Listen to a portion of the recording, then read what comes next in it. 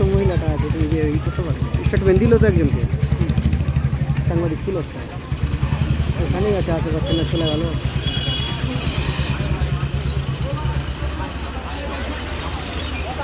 ভাই ভাই মারা কেসটা আবার সুইচটা ছিল, এক মায়ে ধরেছে,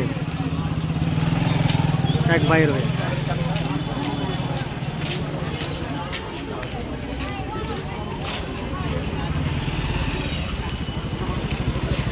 কি শুনলেন, কি শুনলেন?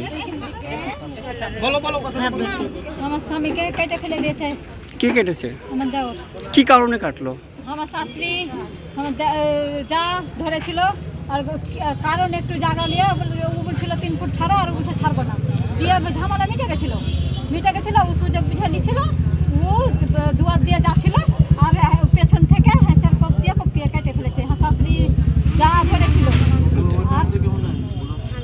আর ওই টাইমের মধ্যে কোনো লোক ছিল না, সব মসজিদে নামাজ পড়তে গেছে, টাইম।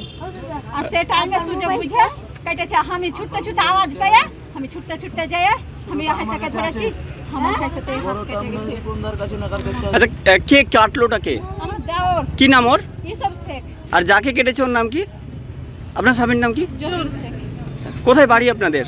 মাসুমনগর। দেখে ছোট মহিলাটা আছে তুমি যে ই করতে পারো, স্টেটমেন্ট দিল তো একজনকে, সাংবাদিক ছিল একটা, ওখানেই আছে আশেপাশে, না চলে গেল।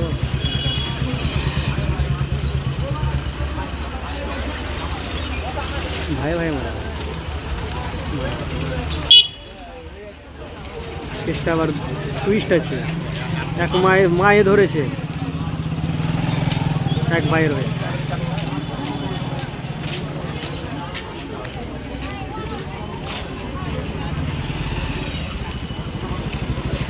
কি শুনলেন,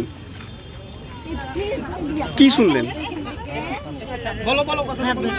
আমার স্বামীকে কেটে ফেলে দিয়েছে। কে কেটেছে? আমার দেওর। কি কারণে কাটলো? আমার শাশুড়ি আমার যা ধরেছিল, আর কারণ একটু জায়গা নিয়ে ও বলছিল 3 ফুট ছাড়ো, আর ও বলছে ছাড়বো না, দিয়ে ঝামেলা মিটে গেছিল।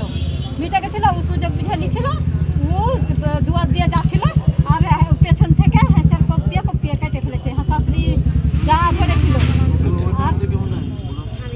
আর ওই টাইমের মধ্যে কোনো লোক ছিল না, সব মসজিদে নামাজ পড়তে গেছে, টাইম।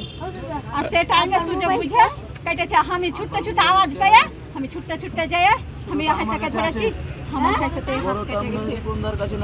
আচ্ছা, কে কাটলোটা কে? আমার দেওর। কি নাম ওর? ইউসুফ শেখ। আর যাকে কেটেছে ওর নাম কি? আপনার স্বামীর নাম কি? জরুর শেখ।